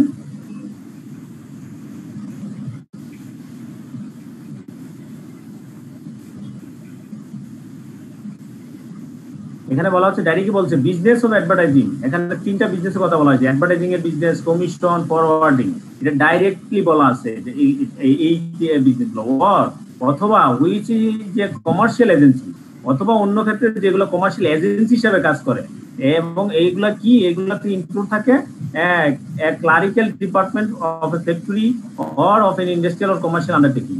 ঠিক আছে, ক্লারিক্যাল ডিপার্টমেন্ট কিছু থাকে, যেমন বাইং হাউস বলি বা যেটি বলি, সেগুলোর ক্ষেত্রে হতে পারে office established of a person who for the purpose of fulfilling contract with any commercial establishment industrial employee worker. Unit of joint stock company, joint stock কোম্পানির মাধ্যমে কোনো একটা ইউনিটে যদি কাজ করে, insurance company, banking company, brokerage house, হ্যাঁ এই যে হাউসগুলো, stock exchange, club, hotel, restaurant, eating house, cinema, theatre, হ্যাঁ এইগুলো হচ্ছে কমার্শিয়াল এস্টাবলিশমেন্ট। এগুলাতে কোনো প্রোডাকশন হয় না, অথবা কোনো আপনার কোনো ভ্যালু এডিশন হয় না, এগুলাতে যেটা আছে সেটা আপনাকে দেখানো হয়। দেন আমরা বলবো ওয়েজেস বলতে আমরা কি বুঝি, একজন বলেন, এটা তো পারবেন, এটা বলেন স্যার। ওয়েজেস তো স্যালারি, মানে হ্যাঁ সেখানে কি কি থাকবে, এগুলো স্যালারি তো আমরা জানি, এখানে কি কি থাকবে, সব থাকবে স্যার, এই যে অল রিমুনারেশন, হ্যাঁ এক্সেপ্ট গুলো বলেন তাহলে, সব বুঝি, তারপর বলেন কোনগুলো থাকবে। স্যার গ্র্যাজুইটি থাকবে না স্যার? হ্যাঁ গ্র্যাজুইটি থাকবে না স্যার? অ্যালাউন্স, ট্রাভেলিং এর যে অ্যালাউন্সটা থাকে সেটা থাকবে না, কথা কিন্তু আর বলা নাই। তারপর স্যার হচ্ছে অ্যাকোমোডেশনের যে খরচটা সেটা থাকবে না স্যার, অ্যাকোমোডেশনের মনে হয় যে ওয়াইজের ভিতর পড়ে যা, বুঝছেন, গ্র্যাজুইটির কথা এখানে বলা নাই স্যার। গ্র্যাজুইটি কি থাকবে স্যার ওয়েজেসে স্যার? তাই তো মনে হচ্ছে। আবার গ্র্যাজুইটির সংজ্ঞা তো কিন্তু বলছে ওয়াইজেস পেমেন্ট। স্যার ওয়েজেস তো স্যার আমরা সাধারণত স্যার পে করি sir weekly, hourly or daily sir. কিন্তু গ্র্যাজুইটির মধ্যে কিন্তু ওয়েজেসটা ছিল, যে ওয়েজেসটার উপরে ডিপেন্ড করে কিন্তু তারা টারমিনেশন অনুযায়ী গ্র্যাজুইটিটা পাবে। হ্যাঁ গ্র্যাজুইটিটা, এই যে gratuity mean wages payable on termination. জি জি ঠিক আছে, এখানে কিন্তু গ্র্যাজুইটির কথাটা বলা আছে। দ্যাট মিন্স গ্র্যাজুইটিটা মানে ওয়েজেসের মধ্যে অ্যাড আছে গ্র্যাজুইটিটা। আবার এখানে দেখেন, এখানে আমাদের এই যে ওয়েজেসের সংজ্ঞার ভিতরে বলতে সবগুলাই যা যা আছে সব পেমেন্টই হবে, এক্সেপ্ট কোলা but not pay does not include থাকবে না কোনটা, house accommodation, light, water, medical attendance, other immunity services and general social order of the government. Any contribution, pension and provident ফান্ডটা থাকবে, pension fund and provident fund, এটা আপনি ওয়েজেসে হবে না। Travelling allowance, the value of the travelling concession, এটাও ওয়েজেসে আসবে না। হ্যাঁ তারপরে দিতে স্পেশাল কোনো এক্সপেন্সেস এন্টাইটেল করে চাইলে সেটা ওয়েজেসে আসবে না। ঠিক আছে, গ্র্যাজুইটিকে ওয়েজেসের ভিতরে রাখবো। স্যার স্যালারি আর ওয়েজেস কি সেম, নাকি স্যালারি এবং ওয়েজেস এর মধ্যে কোনো ডিফারেন্স? স্যালারি ওয়েজেস সেম না, স্যালারি আর সহ আরো আদার যা যা আছে সবগুলো ওয়েজেস ইনক্লুডেড, তার মানে ওয়েজেস সমান স্যালারি প্লাস আদার্স। আচ্ছা আচ্ছা, ও বুঝতে পারছি। স্যালারি হচ্ছে একটা শুধু স্যালারি। ও আচ্ছা আচ্ছা, ওই বুঝছি, কন্ট্রাক্ট আর এগ্রিমেন্ট। স্যালারিটা তো এক্সপ্রেসড থাকে, এখানে এক্সপ্রেস আর ইমপ্লাইড দুটোই থাকবে ওয়েজেস। সব হতে পারে, হ্যাঁ আমরা আদার বেনিফিট যেগুলো আছে সেগুলো হতে পারে। আচ্ছা আচ্ছা, ওকে, ইমপ্লাইড প্লাস স্যালারি। ওকে, আপনি যারা ব্যাংকিং এ আছেন বা বেসিক যেটা পায় সেটা হচ্ছে স্যালারি। আচ্ছা মানে স্যার ওয়েজেস এর আন্ডারে হচ্ছে স্যালারি, ওয়েজেস এর আন্ডারে স্যালারি, রাইট জি। দেন আমরা বলবো লে অফ বলতে কি বুঝি? স্যার এই যে এখন লে অফ হচ্ছে গার্মেন্টস ওয়ার্কার, পরে বিভিন্ন প্রাইভেট কোম্পানি গুলাতে এখন স্যার এই যে হচ্ছে মানে হচ্ছে লে অফ করে দিচ্ছে, মানে হচ্ছে মেশিনারি ব্রেকডাউন, সিভিল কমিশন, পাওয়ার আউটেজ, এগুলো কি পড়ে স্যার লে অফের মধ্যে? হ্যাঁ সব ব্রেকডাউন, পাওয়ার টাওয়ার এগুলো যদি না থাকে, এর জন্য যে যদি ইনেবিলিটি হয় এমপ্লয়ারের, তাদেরকে তাহলে সেটা বলা হচ্ছে লে অফ। G sir. লে অফ আর ইন্টারেস্টমেন্টের মধ্যে পার্থক্যটা কোন জায়গায়? হ্যাঁ লে অফ আর রিটেনমেন্টের মধ্যে পার্থক্যটা কোন জায়গায়? দুইটা তো স্যার ছাঁটাই, ঠিক না স্যার? দুইটা ছাঁটাই। তাহলে স্যার পার্থক্যটা এখানে ক্ষেত্রে মেইনলি যেটা হয়, রিটেনমেন্ট হচ্ছে আপনার যেটা আপনার এমপ্লয়ারের যে ক্যাপাসিটি ছিল, ওয়ার্কিং এর যে ক্যাপাসিটি আছে, সেই ক্যাপাসিটির অর্ডার নাই, ইউটিলাইজেশন করতে পারে না। ওখানে মেইন সমস্যা হচ্ছে ইউটিলাইজেশন করতে পারে না। আর লে অফের ক্ষেত্রে যেটা বলা হয় সেটা হচ্ছে আপনার যে আপনার আদার যে জিনিসগুলা এটা তৈরি করতে যা যা লাগে, আপনার অর্ডার প্রচুর আছে কিন্তু সে কয়েল পায় নাই, পাওয়ার পায় নাই, র মেটেরিয়ালস নাই, ঠিক আছে, আপনার ওই ব্রেক মেশিনারি এতে শুধু নষ্ট হয়ে যাচ্ছে, এইসব কারণে যেগুলো হয় সেগুলো হচ্ছে লে অফ। আর আপনার শর্টেজ হয়ে গেছে, আপনার অর্ডার নাই, আপনার করতে পারতেছে না, আপনার নতুন করে সে প্রোডাকশন করে সেল করতে পারতেছে না, সেই ক্ষেত্রে হয়ে গেছে আপনার লোভ হয়ে গেছে বেশি রিডান্ডেন্সি। এই রিডান্ডেন্সি হচ্ছে রিট্রেন্সমেন্ট, আর লে অফ হচ্ছে আপনার এই যে এটা তৈরি করতে যা যা লাগে সেই জিনিসগুলো শর্টেজ পড়ে গেছে। দুই সংজ্ঞাটা এইভাবে দেওয়া আছে। জি স্যার।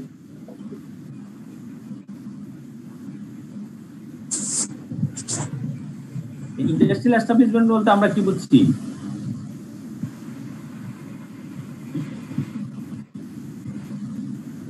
ইন্ডাস্ট্রিয়াল এস্টাবলিশমেন্ট স্যার ওই যে একটু আগে যেটা বললেন স্যার, যে কমার্শিয়াল এস্টাবলিশমেন্ট আর একটা হচ্ছে ইন্ডাস্ট্রিয়াল এস্টাবলিশমেন্ট, এই যে এটাই স্যার সেটা। তাহলে ইন্ডাস্ট্রিয়াল এস্টাবলিশমেন্ট যেগুলো এরকম ম্যানুফ্যাকচারিং কিছু হবে, অল্টারিং, রিপেয়ারিং, হ্যাঁ, পেকিং, এই যে যেগুলো আছে ওয়ার্কশপ বললে যেটাকে বলা হয়, 5 জনের ম্যানুফ্যাকচারিং প্রসেস হবে, 5 জনের যে বেশি লোক কাজ করবে, হ্যাঁ, এই সবগুলো হবে, তখন এটাকে ইন্ডাস্ট্রিয়াল এস্টাবলিশমেন্ট বলা হবে।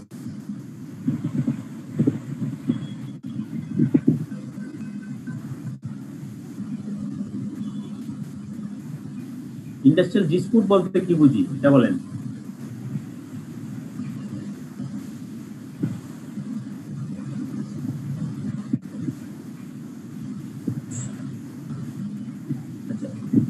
বলেন, একদিন বলেন।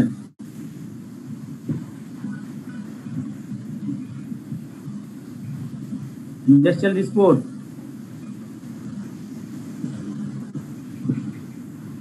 ডিসপিউট বলতে আলটিমেটলি এটা হইতে পারে এমপ্লয়ির সাথে এমপ্লয়ি, এমপ্লয়ির সাথে আলটিমেটলি ওয়ার্কার, অথবা ওয়ার্কার সাথে ওয়ার্কার, একটা দ্বন্দ্ব হইতে পারে। একটু লাউডলি বলেন স্যার। ইন্ডাস্ট্রিয়াল ডিসপিউট বলতে আলটিমেটলি এমপ্লয়ির সাথে এমপ্লয়ার একটা দ্বন্দ্ব হইতে পারে, অথবা ওয়ার্কারের সাথে এমপ্লয়ার দ্বন্দ্ব হইতে পারে, অথবা হচ্ছে ওয়ার্কারের সাথে ওয়ার্কার দ্বন্দ্ব হইতে পারে।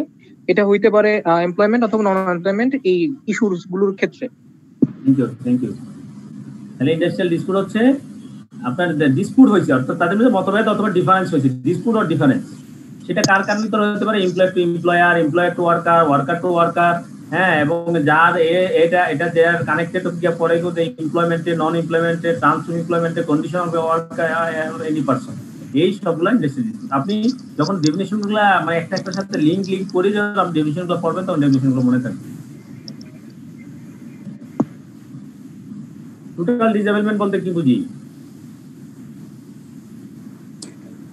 আমরা পার্শিয়াল ডিসেবলমেন্ট পড়ছিলাম যে সে আলটিমেটলি কিছুটা লেভেল হচ্ছে সে হচ্ছে ডিসেবল থাকে, আর টোটাল ডিসেবলমেন্ট বলতে আলটিমেটলি সে ধরনের ডিসেবলমেন্ট যে সে অক্ষম, মানে পার্মানেন্টলি সে অক্ষম তার কাজগুলো কমপ্লিট করতে। স্যার পার্শিয়ালটা হচ্ছে স্যার টেম্পোরারি, আর এটা হচ্ছে টেম্পোরারি প্লাস পার্মানেন্ট। জি স্যার। পার্শিয়ালটা ছিল যে আপনার হচ্ছে ওয়ার্কিং ক্যাপাসিটিটা ডিক্রিজ করে ফেলে, ওয়ার্কিং ক্যাপাসিটিটা ডিক্রিজ করছে, আপনি ওই আগে যেভাবে কাজ করতে পারতো সেভাবে সে কাজ করতে পারতেছে না, ঠিক আছে। আর এটাও বলা হচ্ছে যে ইনক্যাপাসিটি হচ্ছে ফুললি, সে অল ওয়ার্ক, সব কাজই সে কাজ করতে ইনক্যাপেবল, তখনই তাকে বলা হচ্ছে টোটাল ডিসেবলমেন্ট, সে একেবারেই কাজ করতে পারবে।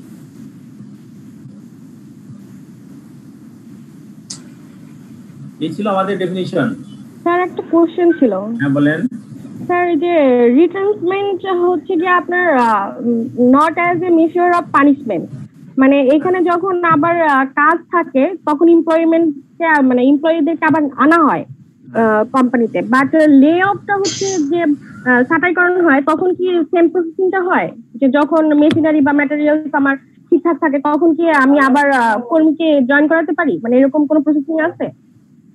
এটা লে অফের ক্ষেত্রে তো আমরা ডিটেইলস করব, তো আমার যা হিসাবে যেটা হচ্ছে সেটাও আপনার আবার নিতে পারেন, কিন্তু সেই বলে ওনার ডাইরেক্টলি এরকম কন্ডিশন নাই। রিট্রেন্সমেন্টের যে কন্ডিশন আছে লে অফের কন্ডিশন নাই। লে অফে সাধারণত আপনাদের যখন কয়েল শর্টেজ থাকে, এই শর্টেজ থাকে, সাধারণত হচ্ছে যারা আপনার একটু নন পারফর্মার তাদেরকেই আপনি ছাঁটাই করে দেওয়া হয়। আর রিট্রেন্সমেন্টের ক্ষেত্রে এইজ দেখে আপনার সার্ভিস এইজ ওইগুলো দেখা হয় রিট্রেন্সমেন্টের। লে অফের ক্ষেত্রে হচ্ছে আপনার যেখানে যাদের মনে হচ্ছে যে খুব জরুরি না, তারা কম পারফর্মার, সেই ক্ষেত্রে লে অফ করা হয়। লে অফের ক্ষেত্রে ফেরত যোগ দেওয়া হয় না, দেওয়ানো হয়। রিট্রেন্সমেন্ট দিয়ে যদি যখন কোনো অর্গানাইজেশন করা হয় সেক্ষেত্রে এটা আমরা যোগ দেওয়া, কারণ রিট্রেন্সমেন্ট ক্ষেত্রে আপনার সবই ঠিক আছে, আপনার এটা সিজনাল, হ্যাঁ, আপনি সিজনাল একটা মানে ইন্ডাস্ট্রি অথবা সিজনাল কোনো কিছু এই সিজনে আপনার অর্ডার কম, এই সিজনে কিছু লোক সাপ্লাই করে মানে আপনার রিটেনশন করে দিবে, আবার 6 মাস পর আবার অর্ডার আসবে, আবার তাদেরকে আবার নিবে, এটা হলো রিটেনশন। লে অফ হচ্ছে আপনার ইলেকট্রিসিটি নাই, আপনার ব্রেকডাউন, মেশিন নষ্ট হয়ে যাচ্ছে, মেশিন র মেটেরিয়ালস নাই, সুতরাং এই ক্ষেত্রে আবার নতুন করে র মেটেরিয়ালস পাবে বা ইয়ার করবে, এটা মানে এই জন্য তাদের হিসাবে এরকম কোনো কন্ডিশন নেই। ঠিক আছে, জি স্যার, থ্যাংক ইউ। লেবার ক্ষেত্রে তা নেওয়া হয় না। জি স্যার। তারপর আমরা পড়বো, আমরা ডিটেলস নিচে আমরা দেখি পাই কিনা। Conditions of employment.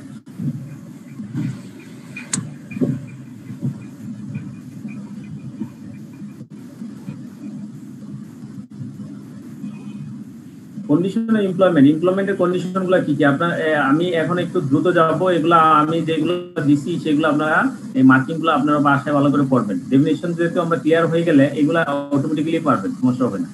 Classification worker and period probation, হ্যাঁ, ক্লাস ওয়ার্কারের ক্লাস 2 নম্বর চ্যাপ্টার দেখেন, 2 নম্বর চ্যাপ্টারের নাম বলছে conditions of service and employment.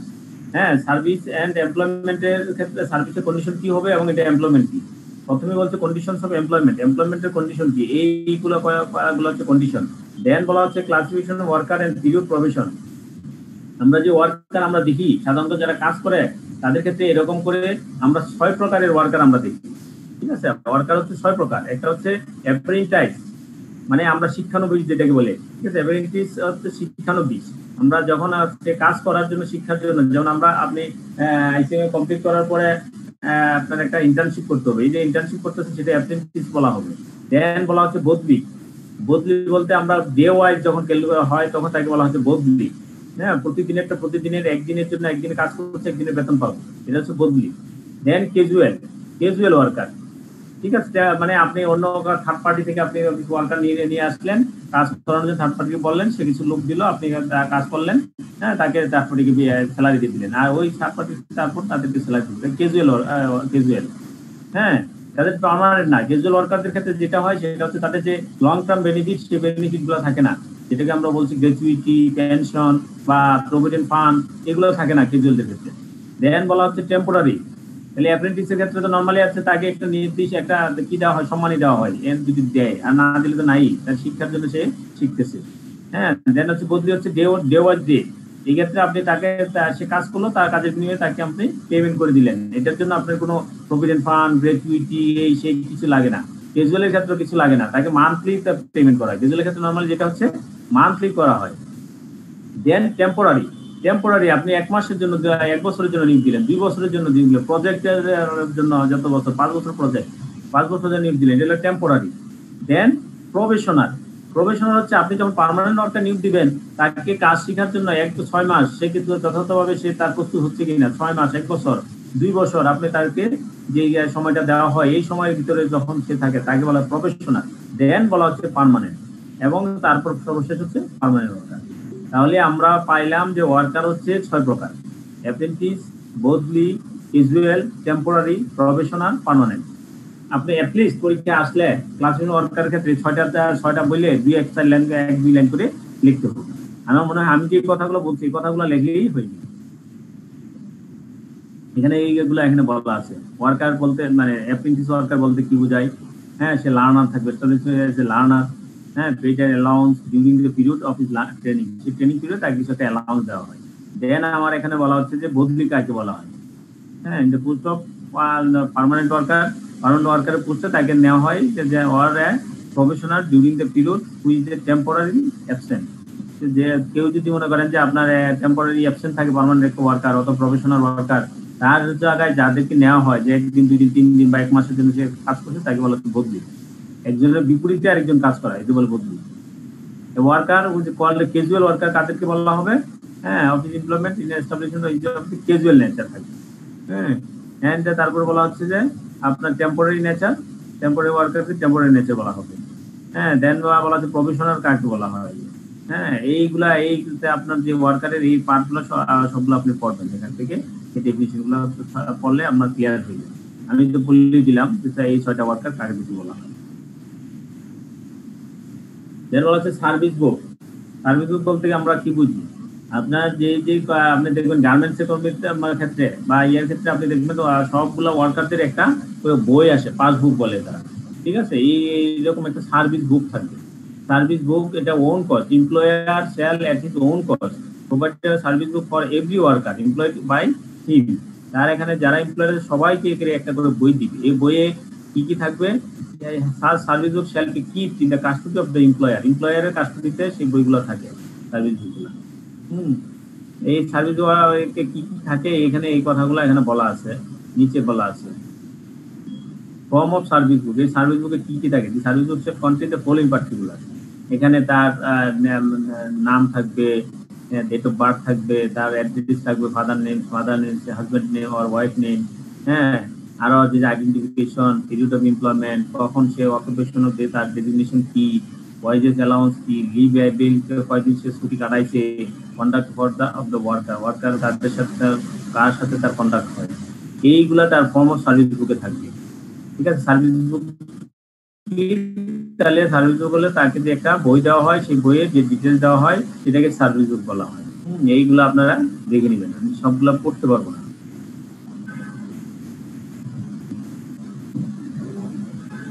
দেন বলা হচ্ছে death benefit. Death benefit, if a worker dies while a service after a continuous service of not less than 3 years, his nominee or in the absence of the nominee, his dependent shall be paid by the employer. Dependent shall be paid by the employer a compensation at the rate of 30 days wages for every completed year of service. Death benefit হচ্ছে কাজ করতে গিয়ে সে যদি মারা যায় তাহলে প্রতি বছর 3 বছরের চেয়ে বেশি যদি হয়, 3 বছর কম না হয়, সেক্ষেত্রে প্রতি বছর কমপ্লিটের জন্য তাকে 30 দিনের একটা ওয়াইজেস দেওয়া হবে কম্পেনসেশন হিসাবে। For any part of their of in excess of 6 month, এটা এবং এটা কি থাকবে? For any part their of in excess of 6 month or gratuity বলি অথবা 6 মান্থ যেটা বলি সেটার এক্সেস হবে এটা। ঠিক আছে, এটা অতিরিক্ত এই যে ডেথ বেনিফিট সেটা আপনার গ্র্যাচুইটির সাথে তুলনা দিলে হবে না।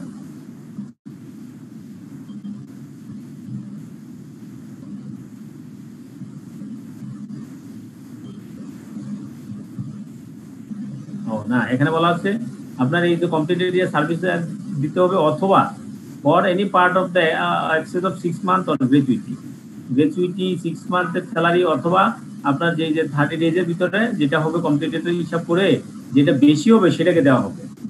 In addition to any other benefit to which the deceased worker would have been entitled as he retired from the service. Then বলা আছে রিটেনসমেন্ট। এই যে রিটেনসমেন্টের ক্ষেত্রে ডিটেলস বলা আছে এখানে।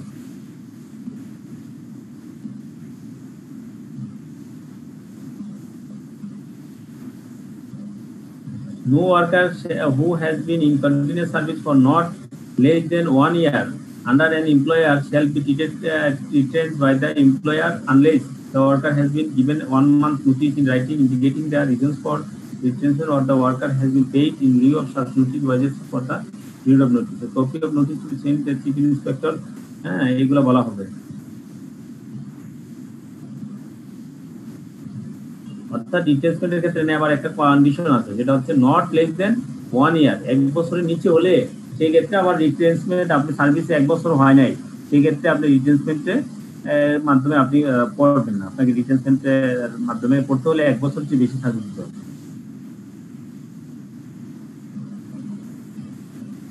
রি-এমপ্লয়মেন্ট অফ রিটেনমেন্ট ওয়ার্কার, রিটেন্স ওয়ার্কারকে যেটা আমরা বলছি সেক্ষেত্রে এখানে বলা আছে যেটা প্রায়োরিটি কাদেরকে দিয়ে সার্ভিস, যদি লেন্থ অফ সার্ভিস আর বেশি, এটা হচ্ছে retrenchment of worker reemployment condition.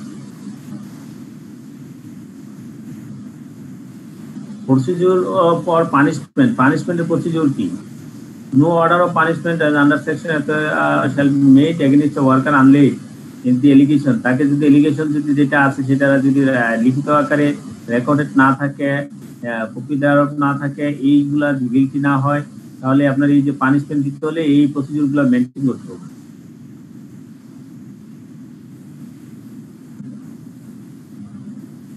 Termination of employers otherwise than by dismissal, এমপ্লয়ারের মাধ্যমে টার্মিনেশন দেওয়া, আদার দেন ডিসমিসাল ছাড়া যে এমপ্লয়ের মাধ্যমে টার্মিনেশন হয়। The employment of a permanent worker may be terminated by the employer otherwise than in the manner provided elsewhere in this chapter by giving to him in writing. তাকে যদি আপনার dismissal বাদ দিয়ে বাকি কোনোভাবে যে এমপ্লয়ার যদি তাকে টার্মিনেশন করে, তাহলে তারে এই পন্থাগুলো ফলো করতে হবে।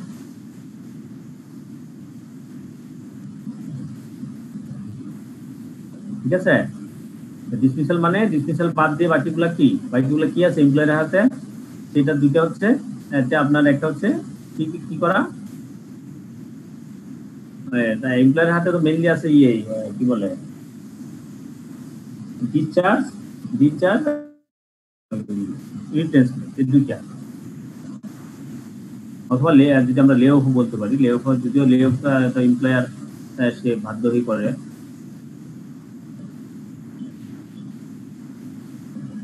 টার্মিনেশন অফ এমপ্লয়মেন্ট বাই ওয়ার্কারের মাধ্যমে টার্মিনেশন করতে হলে কি করতে হবে? এই যে ওয়ার্কার যদি রিজাইন দেয়, তাহলে এই যে এমপ্লয়ারের যে রাইটিং 60 ডেজ নোটিশ দিতে হবে, এই করতে হবে এই নিয়মগুলা এখান থেকে আপনারা দেখে নিন। আমি চেষ্টা করতেছি সব মানে টোটাল ইয়েটা শেষ করার জন্য, লেবার একটা আজকে শেষ করে দেওয়ার জন্য।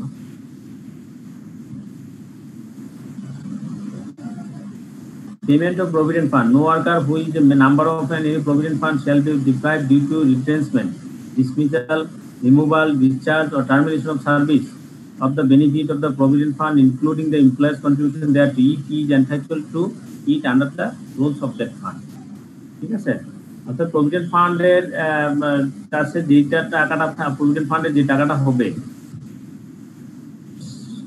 তাকে ডিপ্রাইভ করা যাবে না। Shall be deprive, no worker shall be deprive, কোনো ওয়ার্ককে ডিপ্রাইভ করা যাবে না ডিউ টু সেটা রিটেনশমেন্ট হোক, ডিসমিসাল হোক, রিমুভাল হোক, ডিসচার্জ হোক, টার্মিনেশন হোক, সবগুলা আর কারণেই হোক তাকে প্রভিডেন্ট ফান্ডে টাকা তাকে দিতে হবে।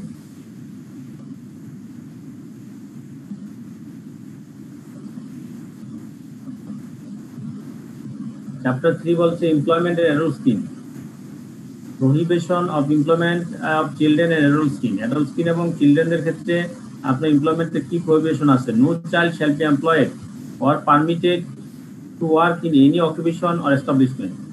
No adult shall be employed or permitted to work in any occupation or establishment unless, ঠিক আছে, চিলড্রেন এবং অ্যাডাল্ট স্কিম একসাথে বলা হচ্ছে এখানে। No child shall be employed or permitted to work in any occupation or establishment.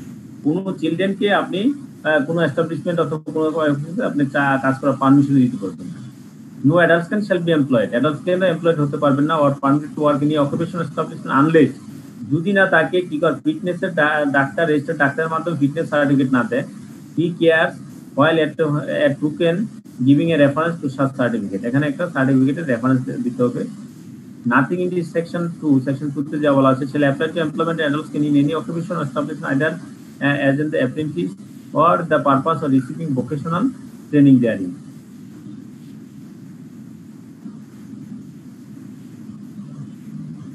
মানে apprentice অথবা আপনাকে যদি ট্রেনিং এর কারণে হয়, তাহলে আপনার এই যে 2 নম্বর ক্লজ আপনার গ্রান্টেড না, সেটা বলছি। The government with the opinion that emergency is the urgent public interest to require when application official can declare that provisional substitute shall not be in operation of for such period as may be specified in the notification. বলা আছে সরকার যদি কোনো notification দেয় যে আগামী 1 বছরের জন্য এরকম এই 2 নম্বর ক্লজটা আপনার ব্যবহার করা দরকার নেই, হ্যাঁ, সেক্ষেত্রে ডাক্তার সার্টিফিকেট লাগবে না 2 বছর, এই সেই তাহলে এটা হইতে পারে। কিন্তু আপনি চাইল্ড কিন্তু প্রথমেই বলা আছে, চিলড্রেন বাধা। Prohibition for certain agreement in respect of children. Certain agreement in respect of children subject to the provisions of this chapter. No person, being the parent or guardian of a child, shall make an agreement to allow the service of the child to be utilized in any employment.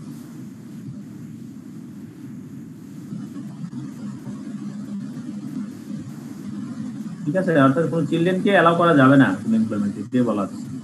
Certificate of ফিটনেসের certificate সম্পর্কে এখানে বলা আছে, register medical practitioner কিভাবে তার fitness সার্টিফিকেটটা দেবে। Restriction of employment of adult in certain work, হ্যাঁ, কিছু কাজ আছে যে কাজে অ্যাডাল্ট স্কিমকেই রেস্ট্রিকশন না দেওয়া আছে। No adult scheme shall be allowed in any establishment to clean, পরিষ্কার করার কাজে, লুব্রিকেট, হ্যাঁ, যেগুলো মানে তৈলাক্ত বা যে জিনিসের কাজে, of adjust any part of machinery যে লুব্রিকেন্ট গুলা ইউজ হয়, while that part is in motion or to work between moving parts of any machinery which is in motion. এই যে কাজগুলো বলছে, এই যে ওয়ার্কগুলা, এই কাজে কখনোই অ্যাডাল্টসকেও আপনার এমপ্লয়মেন্ট করা যাবে না। Employment of adolescent on dangerous machine, dangerous machine ক্ষেত্রে এমপ্লয়মেন্টের ক্ষেত্রে অ্যাডাল্টসকিনের কি নিয়ম, এই নিয়মগুলো বলা আছে। ওয়ার্কিং আওয়ার্স কত হবে অ্যাডাল্টসকিনের ক্ষেত্রে সেটা বলা আছে, আপনি পড়লে পড়া শেষ নাই।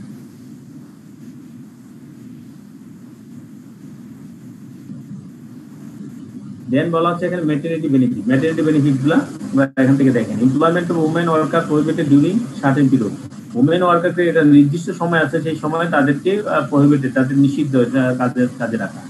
No employer shall, knowing the employer woman in his establishment during the 8 weeks immediate following the day of her delivery, হ্যাঁ, তার ডেলিভারি হওয়ার 8 সপ্তাহ পর্যন্ত তাকে কাজে এস্টাবলিশমেন্ট করা যাবে না। 8 সপ্তাহ বলতে কি প্রায় 2 মাস, ঠিক আছে।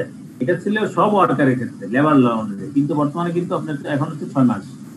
No women shall work in established during the 8 weeks immediately following the day of her delivery। এই কথাগুলো এখান থেকে আপনারা দেখে নিন। হ্যাঁ, amount of maternity benefit, maternity বেনিফিটটা কিভাবে অ্যামাউন্টটা ক্যালকুলেশন করবে এটা এখান থেকে পড়বেন আপনারা। একটা মানে এগুলা সবগুলা দেখে আসবেন আমাদের ইয়েগুলা মার্কেটগুলা, কালকে আপনার আবার এগুলো নিয়ে আমরা কথা বলবো যদি মনে করি। এখানে যে হেলথি অ্যান্ড হাইজিনের যে চ্যাপ্টার, এখানে ক্লিননেস নিয়ে কথা বলা আছে। হ্যাঁ, পরীক্ষা আসে ক্লিননেসের উপর, ইয়ার উপর ক্লিননেসের সেকশন কি বলবে, এইখান থেকে আপনি সবগুলা পড়লে আপনি দেখে 3-4টা ভালো করে লিখতে পারলে হয়ে যাবে, সরকার হুবহু লিখতে পারবেন। Ventilation and temperature, ventilation and temperature কি হবে সেটার কথা এখানে বলা আছে।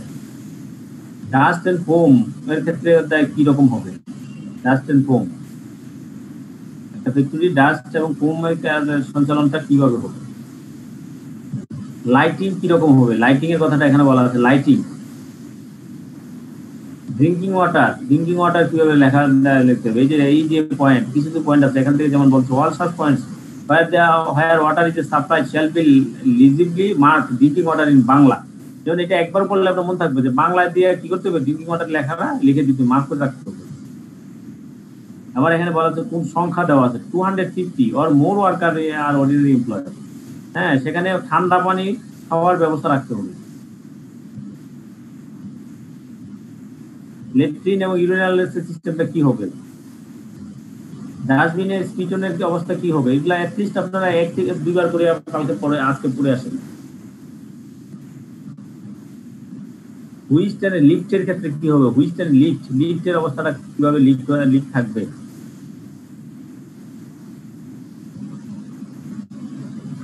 ফ্লোর গুলা, তার মেজ ফ্লোর, তার সিঁড়ি, এগুলা কিরকম হবে, এই কথাগুলো এখানে বলা আছে।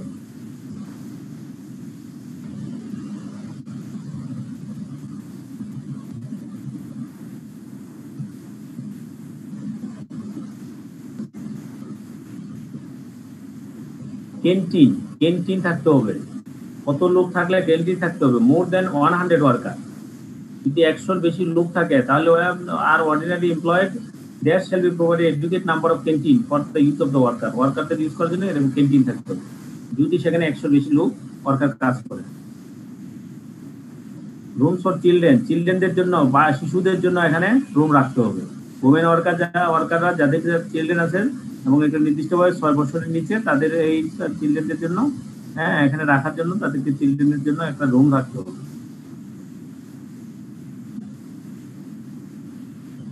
Weekly holiday adult worker employed in establishment, এখানে সব যেগুলো থাকবে তাকে উইকলি হলিডে দিতে হবে।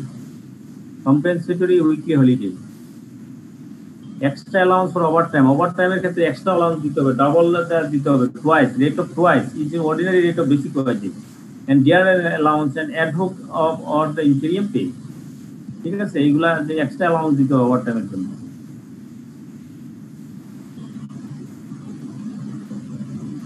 দেন আমরা বলছি যে লিভের ক্ষেত্রে, লিভ আমাদের কত প্রকারের লিভ আছে। ক্যাজুয়াল লিভ কিভাবে এন্টারটেনমেন্ট পাবে। সিক লিভ, হ্যাঁ, এগুলো আপনার চাকরিতে জীবনের সব জায়গায় কাজে লাগবে, সব জায়গায় আছে। সিক লিভ, সিক লিভ কিভাবে হবে, কিসের কার ক্ষেত্রে কি রকম, হ্যাঁ, তারপর অ্যানুয়াল লিভ উইথ ওয়াইডেজ, মজুরি সহ বাৎসরিক যে একটা ছুটি আছে এটাকে আমরা বলি earn leave. Festival holiday, festival হলিডেতে কি হবে, calculation wise and payment during the leave or holiday period.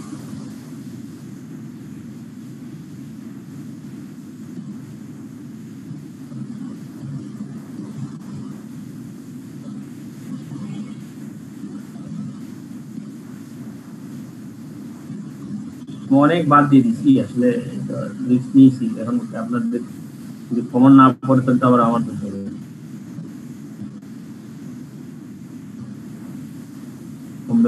সেগুলো সবগুলো তো জরুরি।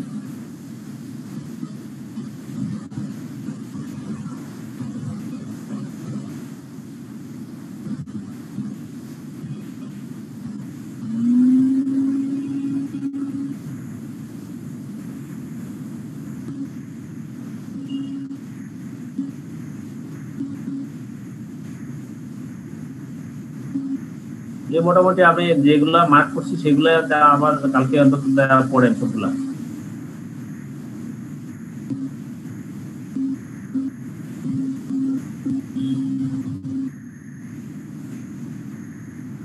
মনে হয় যাইনি।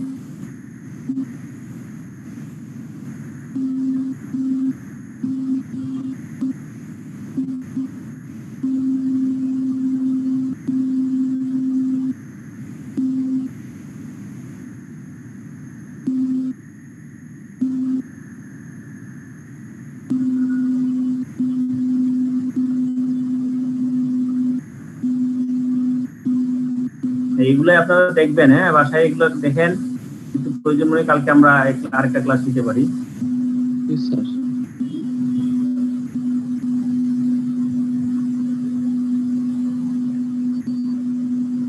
অনেক কিছু আছে, আমরা তো স্যার এই একটা অনেক বড় তো, মানে একটু আস্তে ধীরে গেলে বেটার হয় আমাদের জন্য। বড় আমি তো যেগুলো মানে 54টা সেকশন স্যার, মানে 54 সেকশন একটার মধ্যে স্যার এটা সবচেয়ে বড়। সবচেয়ে বড় আমরা সবটাই পড়বো না, এটা পরবর্তীতে আবার আপনাদের নেক্সট অপারেশন লেভেল এটা পড়ে নিই। তবে স্যার কোশ্চেন আকারে পড়লে কমে আসবে, যেগুলো লিখছি মানে মার্ক করছি এগুলো দেখবেন, ঠিক আছে? হ্যাঁ, এগুলো দেখলে মোটামুটি হয়ে যাবে। বলেন এর ভিতরে কি কোনো কোশ্চেন আছে কিনা?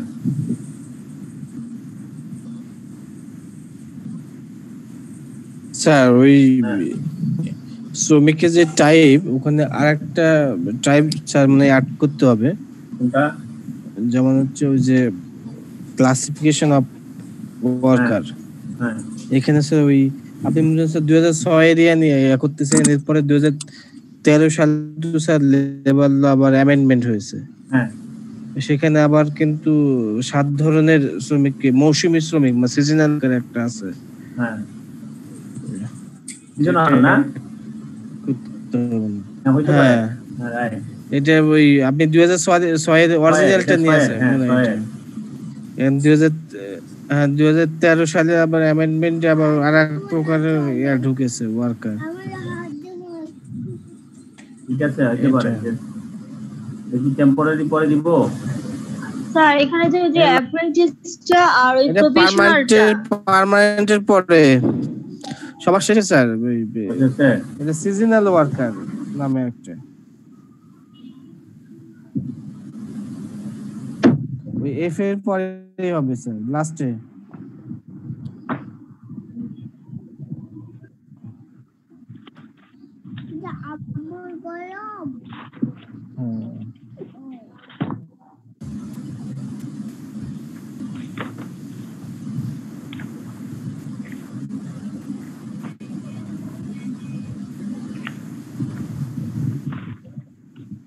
Thank you.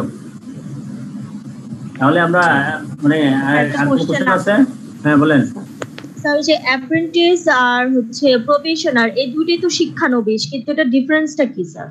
অ্যাপ্রেন্টিস হচ্ছে আপনি শিক্ষার জন্য শুধু এখানে জয়েন করছেন, শুধু শিখবেন, শিখে চলে আসবেন আপনার ট্রেনিং এর জন্য।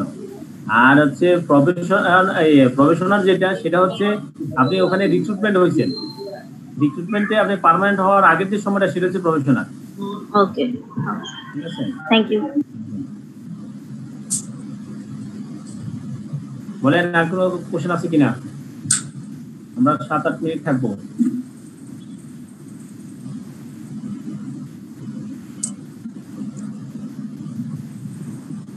স্যার প্রভিশনারি কি আমি যে প্রতিষ্ঠানে কাজ করব সেখানেই প্রভিশনারি পিরিয়ডটা পালন করতে হবে নাকি অন্য কোথাও আমি প্রভিশনারি পিরিয়ড করতে পারি? না না না, প্রফেশনাল যেখানে কাজ করবেন সেখানেই সেই অর্গানাইজেশনে আপনাকে রিক্রুটমেন্ট হবে না। আগে তো আপনি রিক্রুট করতে হবে আপনাকে। রিক্রুটের পরে আপনি ওখানে তার পিরিয়ড হবে, সেই আপনাকে দেখবে, অ্যাসেস করবে আপনি ঠিক আছেন কিনা। যদি সব ঠিকঠাক থাকে, আপনি কাজের যোগ্য মনে হবে, তখন আপনাকে পার্মানেন্ট করা হবে। অন্য জায়গায় করতে পারবেন না। পিরিয়ডটা কত? Provisionary organization to organization vary করে। 3 মাসও অনেক অর্গানাইজেশন, ছোট মানে ছোট লেভেলের অর্গানাইজেশন 3 মাসও আছে, 6 মাসও আছে, 1 বছর আছে, 2 বছর আছে। আর রিটেনমেন্টে ওখানে কোনো মেয়াদ থাকে? না না, লেবার লয়ে 3 মাস, এবং এটা যদি আবার বলেন, শুনি নাই। লেবার লয়ে হচ্ছে 3 মাস। হ্যাঁ, এরপরে আপনার পরে আর 3 মাস বাড়ানো যাবে, সেটা সেক্টর লেভেলে না আসলে। নরমালি 3 মাস বলা আছে, এবং এরপরে যদি স্যাটিসফ্যাক্টরি লেভেলে না আসে পারফরম্যান্স, আরো 3 মাস পর্যন্ত বাড়ানো যাবে, ম্যাক্সিমাম 6 মান্থ এই প্রফেশনাল পিরিয়ডটা। এটাতে অ্যামেন্ডমেন্ট আছে কিনা দেখতে হবে। না, এটাই স্যার যেটা অ্যামেন্ডমেন্ট নিয়ে বলতেছি স্যার আমি। এটা ঠিক আছে, নির্দিষ্ট আর কি অর্গানাইজেশন। যেমন আমার অর্গানাইজেশন আমি 2 বছর ছিলাম, আপনার কাছে প্রফেশনাল পিরিয়ড। আমাদের যখন এটা ইলিগাল করছে স্যার, আমাদের 2 বছর ছিল প্রফেশনাল পিরিয়ড। না, আপনারা তো স্যার, আপনারা তো আর ওই এমপ্লয়ি না, আপনারা ওই অন্যভাবে হয় যে আপনাদের মানে নিয়োগ চুক্তি ভিত্তিক নিয়োগের মতো হয় স্যার। না, আমাদের চুক্তি ভিত্তিক না, আমি তো ওই ইয়ে থেকে হয়েছি, এমকিউ ম্যানেজমেন্ট ট্রেনিং হয়েছি। আচ্ছা, ওদের নিজস্ব সার্ভিস রুল করে নেয়, ওরা সার্ভিস রুল আছে, যার সার্ভিস রুল আছে। পরবর্তীতে আমাদের ঠিক আছে, আমাদের পরের বেস থেকে আবার 1 বছর করে দিচ্ছি, যে ম্যানেজমেন্ট ট্রেনিং অফিসার থেকে 1 বছর করে আবার আমাদের 2 বছর আগে আবার ছিল 1 বছর। আমরা 2-3টা বেস পাইছি হচ্ছে আবার আপনার 2 বছর এরকম। স্যার ব্যাংকের তো আলাদা সার্ভিস রুল না? হ্যাঁ, আলাদা নিউজের সার্ভিস। ওটা লেবার ল, লেবারে তাদের প্রত্যেকটা সেক্টরে আলাদা। লেবারে তাদের মানতে হয়, মানা বাধ্যতামূলক না ব্যাংকিং সেক্টরের ক্ষেত্রে। আচ্ছা,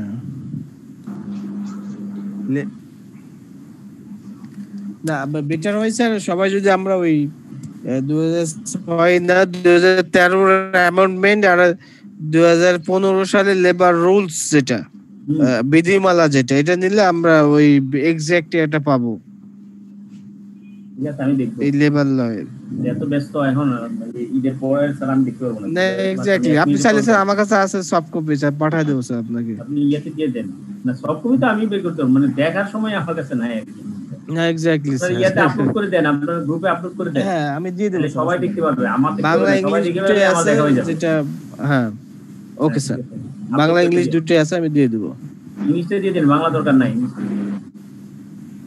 আচ্ছা, ঠিক আছে, ইংলিশে বাংলায় আবার ইংলিশ কনভার্ট করতে আবার ঝামেলা বেশি। সরাসরি ইংলিশ শিখবেন, কিওয়ার্ড গুলো শিখবেন, তাহলে পরীক্ষা লিখতে সহজ হবে। জি স্যার। এনে আর কোনো কোশ্চেন আছে বলেন? আমার কাছে একটা জিনিস মনে হচ্ছে, আপনার ইথিক্সের ক্লাসটা আপনাদেরকে নিশ্চিত আসলে অনলাইন সিস্টেমে তো আপনাদের ভিতরে রেসপন্স খুব কম, 5 থেকে 10 জনের রেসপন্স নাই। তার মানে অন্যরা যারা ক্লাস করতেছেন, হ্যাঁ, আপনার মনে পড়েনও না, ইয়ে করেন না। কিন্তু না পড়াশোনা না করলে তো আপনি পাস করা কঠিন স্যার। বিষয় হচ্ছে যে এই যে এতগুলা বই সামনে নিয়ে বসে যখন পড়তে বসি, তখন তো মাথা ধরে যায় যে কোনটা বাদে কোনটা। সমস্যাটা এটাই হয়ে গেছে। না না, সারাদিন অফিস করে এসে যেটা পড়বেন সেটা পড়তে হবে, তো ভালো করে পড়তে হবে, ওরা ভালো করে পড়তে হবে। যখন ইথিক্স যখন দিবেন ইথিক্সটা ভালো করে দিতে হবে, দিয়ে শেষ করে দিতে হবে, এরকম। স্যার একটা কোশ্চেন ছিল, অ্যাডোলেন্সের ক্ষেত্রে পানিশমেন্টের কি ব্যবস্থা আছে? অ্যাডাল্ট স্কিনের ক্ষেত্রে পানিশমেন্ট বলতে কি, পানিশমেন্ট তো নরমাল পানিশমেন্ট, যে পানিশমেন্ট হয় সেই পানিশমেন্টই হবে। পানিশমেন্টের যে ফর্মুলা, ওই ফর্মুলাতে একই জিনিস। অ্যাডাল্ট স্কিনের যে ক্ষেত্রে যেটা হয় সেটা হচ্ছে তাদেরকে নির্দিষ্ট ওয়ার্ক আছে, কিছু ওয়ার্ক, সেই ওয়ার্কে তাকে নিয়োগ দেওয়া যাবে না, ঠিক আছে?